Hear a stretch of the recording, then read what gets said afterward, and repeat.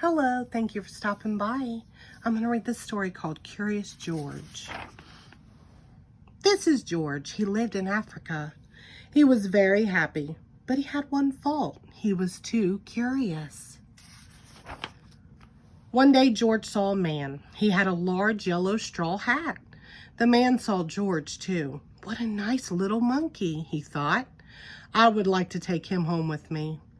The man put his hat on the ground, and of course, George was curious. He came down from the tree to look at the large yellow hat. The hat had been on the man's head. George thought it would be nice to have it on his own head. He picked it up and put it on. The hat covered George's head. He couldn't see. The man picked him up quickly and popped him into a bag. George was caught. The man with the big yellow hat put George onto a little boat, and a sailor rowed them both across the water to a big ship. George was sad, but he was still a little curious. On the big ship, things began to happen. The man took off the bag. George sat on a little stool, and the man said, "George, I'm going to take you to a big zoo in a big city. You will like it there. Now run along and play, but don't get into trouble." George promised to be good, but it is easy for little monkeys to forget. On the deck, he found some seagulls. He wondered how they could fly. He was very curious.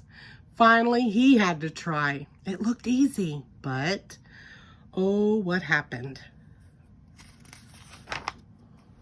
First this, and then this. Where is George? The sailors looked and looked. At last they saw him struggling in the water and almost all tired out. "Man overboard," the sailors cried as they threw him a lifebelt. George caught it and held on. At last he was safe on board. After that, George was more careful to be a good monkey, until at last the long trip was over. George said goodbye to the kind sailors, and he and the man with the yellow hat walked off the ship onto the shore and on into the city to the man's house. After a good meal and a good pipe, George felt very tired. He crawled into bed and fell asleep at once. Noisy train, huh? The next morning, the man telephoned the zoo. George watched him. He was fascinated. Then the man went away. George was curious. He wanted to telephone too. 1, 2, 3, 4, 5, 6, 7. What fun! Ding-a-ling-a-ling! George had telephoned the fire station. The firemen rushed to the telephone. "Hello, hello," they said, but there was no answer. Then they looked for the signal on the big map that showed where the telephone call had come from. They didn't know it was George. They thought it was a real fire. "Hurry, hurry, hurry!" The firemen jumped onto the fire engines and onto the hook and ladders. Ding dong, ding dong, everyone out of the way. Hurry, hurry, hurry. The firemen rushed into the house. They opened the door. No fire, only a naughty little monkey. "Oh, catch him," they cried.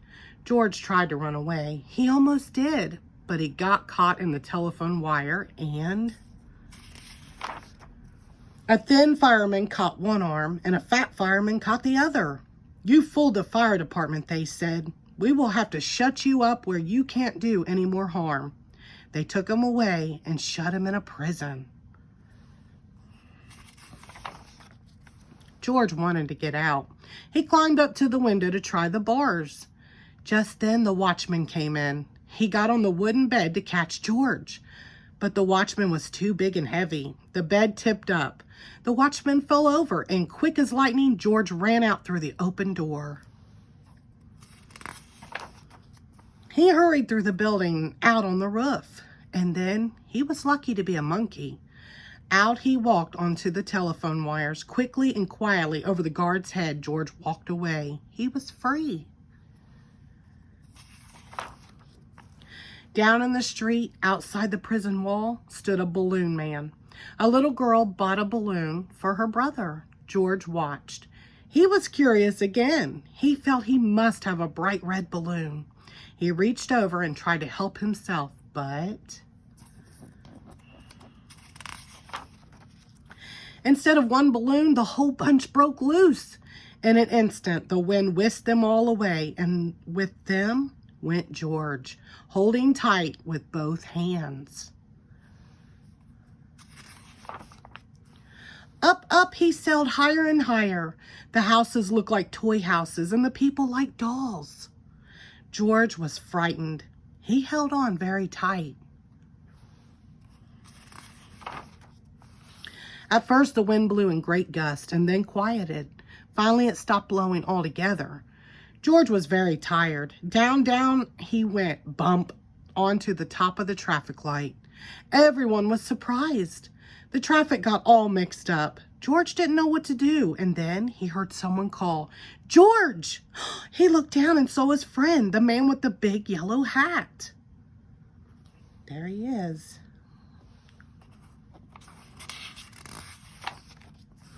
George was very happy. The man was happy too. George slid down the post, and the man with the big yellow hat put him under his arm. Then he paid the balloon man for all the balloons. And then George and the man climbed into the car, and at last away they went. To the zoo. What a nice place for George to live. The end. Thank you.